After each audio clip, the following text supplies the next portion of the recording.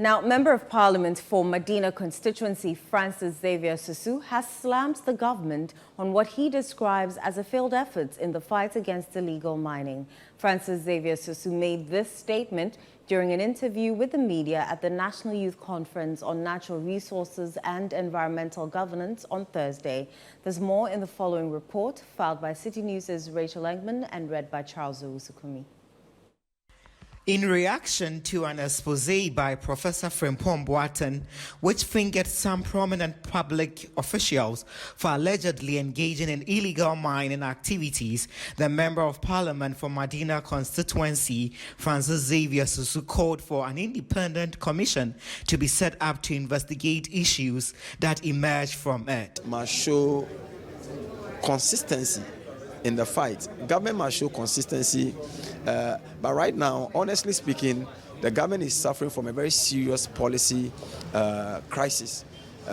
Policy, I would say credibility, because for every promise that government makes on a platform like this, how credible are those promises? How sure can we be that whatever government has said government is going to do, particularly when we have evidence pointing to the opposite direction? So for me, that is my concern, and I'm hoping that the issues that have come up out of Professor Frimpong-Boateng's expose, as we will call it now, we can have an independent commission that would investigate it. In fact, beyond that one, we should, I have already asked that the special prosecutor should be interested, Parliament should be interested, and I think that there must be some drastic measures that shows that we are all interested in natural resources protection and protection of our future generations. Ghana's land, natural resources and environmental sector has been under threat from various challenges,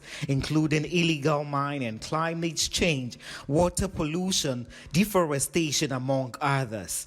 In view of this, the Ministry of Lands and Natural Resources has charged the Ghanaian youth to be actively involved in managing these resources by creating sustainable solutions.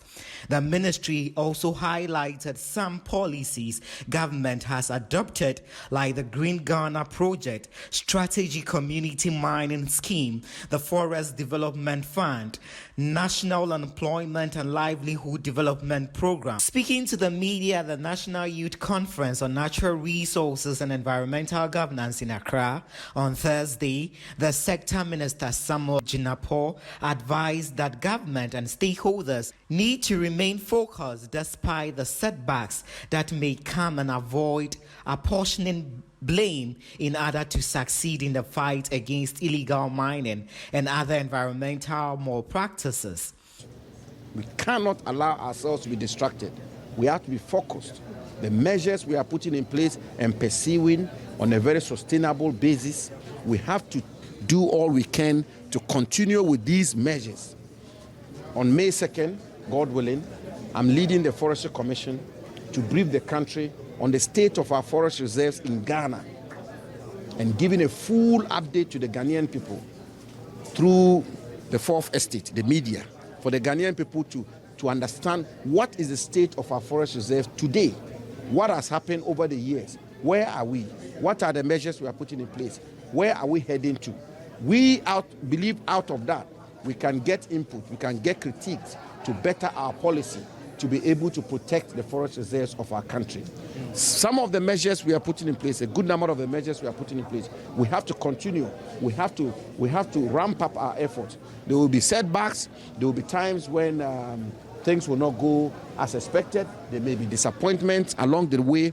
But the most important thing in this matter, as history has taught us, as it has been the case on the best practices on the international stage, you have to be focused. The moment you get distracted and begin to chase extraneous and tangential matters, you have a problem. The Ministry of Lands and Natural Resources has disclosed that Ghana's export receipts in 2022 from gold was over $6 billion.